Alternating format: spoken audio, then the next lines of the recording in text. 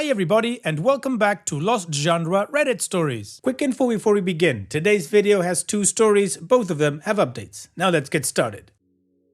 This post is from the subreddit True of My Chest and it's by user ExactExplanation22. I reached out to who my husband was cheating on me with. A quick note, this first part of the story has been curated from two posts, one from Relationship Advice and then the title story from True of My Chest. Background from Relationship Advice. My husband, 29 male, and I, 24 female, have been in a relationship for 6 years. We got married 3 years ago.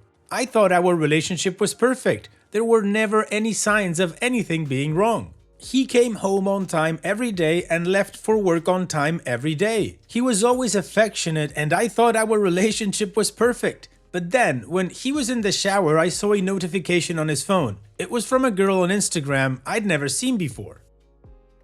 So I opened his phone with his passcode. He'd always been very open with me about his passcode and things like that. I'd never checked his phone because I didn't feel I had to. Then, when I opened Instagram, which I didn't even know he had downloaded, I found a bunch of messages to small influencers who posted revealing photos. I'm in no way against them, but my husband was clearly flirting with them. His account had some photos of him with some heavy filtering and his bio said he was 25 and single. I was shocked obviously and just kept staring at the phone. I couldn't stop looking. I took screenshots and sent them to myself with the usernames of the girls. When my husband came out of the shower, he found me crying and on his phone. He quickly realized what had happened and started to comfort me and tell me it was just a one-time mistake. I asked if he had gone on dates or slept with any other women. Then he got angry and started shouting at me that I invaded his privacy. He kicked me out of the house and I went to a friend's home, Kara. I'd never seen that side of him before. In 6 years, he'd always been so sweet and loving. Sometimes he'd get angry, sure, but everyone does, and I can't blame him for that. My friend told me I was being delusional and made a good point about how he hadn't apologized yet. Now the post from True of My Chest. I read a lot of comments and advice people gave me, and I realized I deserved better than that. I deserved someone that loved me for me and wouldn't need someone else to satisfy them. But something about everything really bugged me. In the screenshots that I had, there was this girl. The girl was like the main person he texted and flirted with. She was 23 and I just felt so horrible because she seemed so in love with him. So I found her on Instagram and I messaged her. I thought she deserved to know what happened. She was pissed when she found out what was happening. I'll call her Jenny. Jenny was clearly upset at the whole situation and kept apologizing to me. Then she asked if she could take me out for coffee to talk about this whole situation. I agreed because I was curious. So basically we met up the following day and I talked to her about my husband and she told me about how they met and how long they had been dating. He went behind my back and dated her for 10 months. 10 months! Which was just insane to me that he managed to find the time in between without me noticing. But here's the kicker. He was still texting her. I quickly learned that Jenny was a very vengeful person because she told me that she wanted to lead my husband on for me. She told me that she herself had been cheated on before and was not going to let another cheater get off the hook like that. She said that she'd continue to flirt with him and try to get him to invite her to our house. Apparently, he only met her at hotels or at her home. And then she'd get a bunch of glitter and throw it all over his stuff. Honestly, it made me laugh to think about it because my husband would be so angry. So I agreed for her to do that because honestly, I don't care about any of my stuff that could be damaged in the process. I wasn't a big spender, so I didn't have much and I wouldn't be surprised if what I did have was already destroyed by him. Wow, OP, your husband, or hopefully your future ex-husband, is a huge ass. Your friend Kara is absolutely right. He hasn't apologized, OP, and he clearly doesn't care and isn't going to apologize because he just kept texting this other girl to meet up or something. I don't know. Whatever, he just doesn't care, OP. You might as well just divorce him and get rid of him. So yeah, that's where I'd start. And on that note, OP, the fact that he kicked you out of the house might play against you. Hopefully it wasn't a situation where you felt you were in any danger. And if it was, maybe you have some proof or some sort of a witness, a neighbor, anybody that could vouch for what happened. Just to keep that in mind. And regarding this girl, I'm not so sure I would trust her right away that she wants to be on your side. I mean, this is the person that was cheating on you with your husband. Maybe she knew about you and she just didn't care. She sounds nice and honest, but I would still just be careful. And finally, regarding the revenge, it sounds fun, but I gotta say I expected something with a little bit more punch. I don't know, something that would teach him about not being a crappy cheater. Anyways.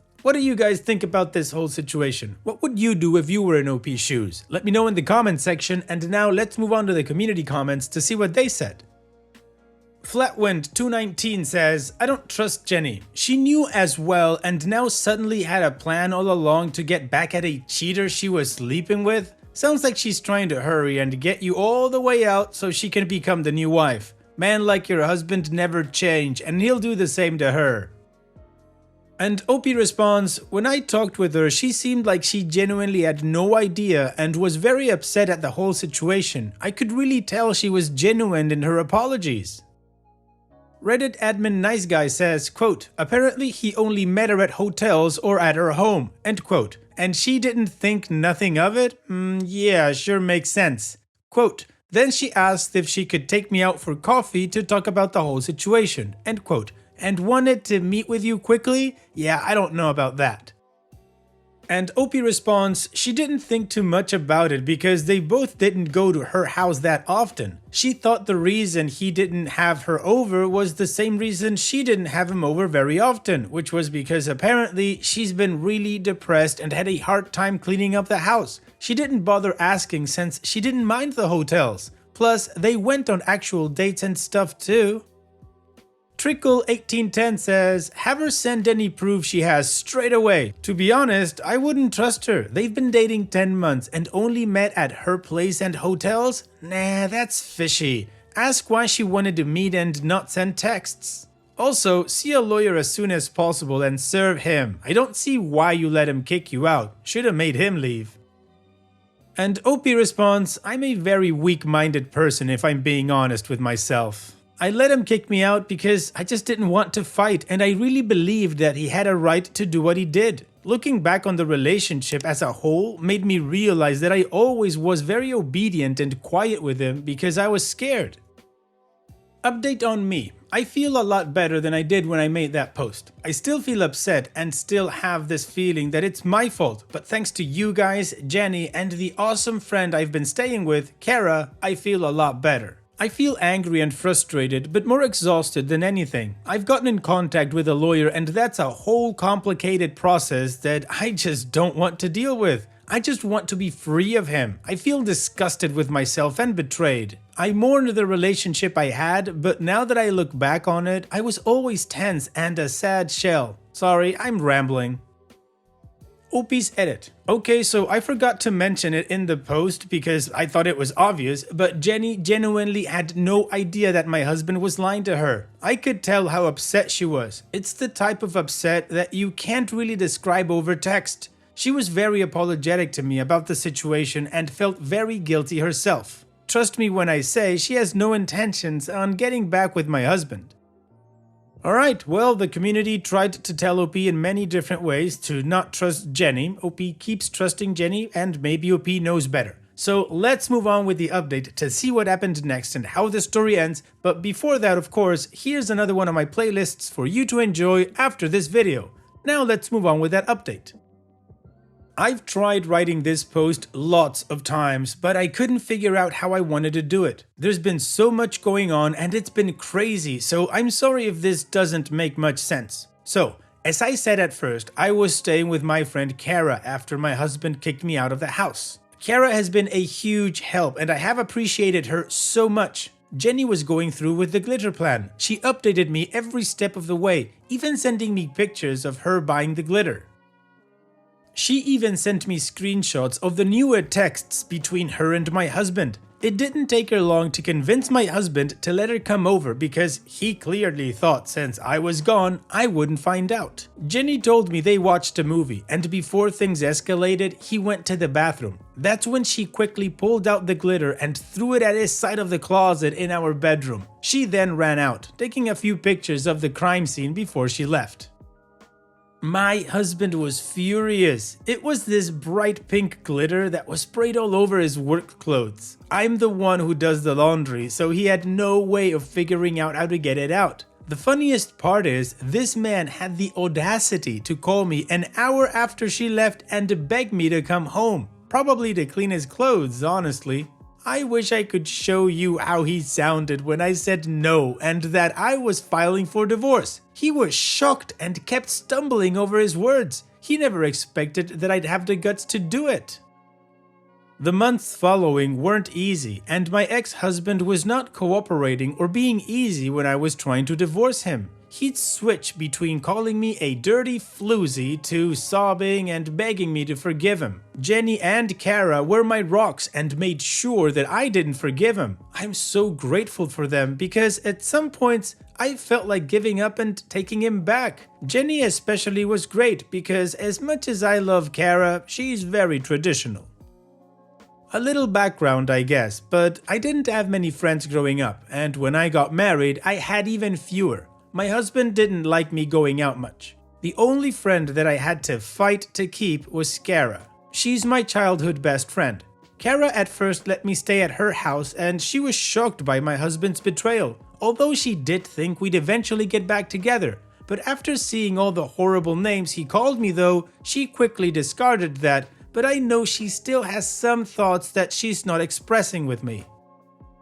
Jenny knew what it was like to be cheated on in a long-term relationship, and she had gotten out of an abusive relationship too. It was like a breath of fresh air because she was the complete opposite of me. She was very loud and outgoing. She's a huge feminist and was so sad that I was so isolated from my femininity. Jenny often took me out shopping and encouraged me to be bold and pick things that I liked for me. We ended up going on a road trip together in early March because I was really struggling with my ex-husband and I was exhausted. So we went camping together for a week with no internet connection. That was my first time camping and it was really fun, but definitely never again. Last week, my ex-husband tried showing up at Kara's place and that was a whole issue because he knew Kara wouldn't be home when he came. It was so scary. He was pounding on the door like crazy and screaming. I feel so bad for the neighbors. Luckily, Jenny had been over when he showed up because she gave him a mouthful and told him that if he didn't leave, she was going to call the police. He was shocked to see her. He was screaming about how I was a liar and a traitor and screaming at her for being a floozy. I'm so grateful for her because I was just frozen and watching this unfold. I've never been good with conflict. Well, OP, it's a good thing that Jenny was there with you. Turns out Jenny was a good influence in your life, or she's really helped you out, so that's good. I guess that's the silver lining. You made a really good friend out of a crappy situation, so congratulations, OP. You guys took your revenge, which again I think could have been a little bit stronger, but that's just me. You filed for divorce and you're moving on with your life and you made a great friend. So again, congratulations, OP. Thank you so much for sharing and all the best in the future. Now let's move on to the next post that, like I said in the beginning, also has an update. This post is from the subreddit Am I the A-hole and it's by user Diabetic Bridesmaid. Am I the a-hole for refusing to remove my medical equipment during my sister's wedding? My sister is getting married next weekend and I'm a bridesmaid. I'm a type 1 diabetic and I wear two medical devices, a Dexcom blood sugar monitor on one arm and an Omnipod insulin pump on the other. They're both really small, under 2 inches each, and work together to automatically monitor and regulate my blood sugar levels. This basically means I don't have to prick my fingers to test blood sugar or give myself insulin injections. The system does that automatically and makes my life way easier. Today, when we were trying on our dresses, my sister told me she wants me to not wear them during the wedding because the gowns are sleeveless and the devices will look ugly in the photos. I told her I wasn't okay removing them, they're essential medical equipment and I'm not going to put myself in a position to affect my health just for some photos. My sister complained to our mother and some of our friends and they were all taking her side. They say it is no big deal if I don't wear them during the wedding, but I don't see why I should. Mom suggested I could move them to my stomach, but I've tried that before and found it incredibly uncomfortable. When I put a new sensor on, I'm stuck with it for 10 days until it expires and I can switch to a new one, and I don't want to be stuck with one on my stomach where it will bother me the entire time. They're all complaining that I'm not willing to compromise at all, but I don't think my health should be an area where anyone can ask that I compromise at all. Am I the a-hole? Well, Pete, no, you're not the a-hole. I mean, what they're asking just sounds ridiculous. It's not like you're wearing those two devices just for fun. They're for your health. I understand your sister wanting the pictures to look a certain way, which is why she gets an influence on the dresses, the background, the hairstyles, whatever. But asking this of you, I mean, she's definitely the a-hole in this situation, and so is your mom and all those other friends that are complaining that you're not willing to compromise. Like you say, this isn't something that you need to compromise on. This is your health, as we stated. And maybe the compromise could be that during the time of you taking the pictures, you could cover them up somehow. I don't know, position yourself in a certain way that your arms are covered. Whatever it is, I'm sure you guys can come up with a solution that's way better than asking you to compromise on your health. And what do you guys think about this whole situation? What is your judgment? Let me know in the comment section, and now let's move on to the community comments to see what they said. Tangerine Librarian says, not the a-hole. Your sister's photographer can edit the devices out of the photos if she really is so bothered by their appearance. But as they literally help you stay alive and healthy, it's unreasonable and dangerous to ask you to remove them. I can't believe all your family would rather get you sick or be physically uncomfortable for days just so your sister can't have pretty photos. I'm so sorry. You deserve more respect and empathy. Amish Angst says, not the a-hole. How absolutely vapid and shallow and just downright selfish. And your mom and friends agree with her? How on earth do you have so many horrible people in your life? I hate this trend of perfectly curated photo shoots to erase reality. Photos should show what is, and there's nothing wrong with what is.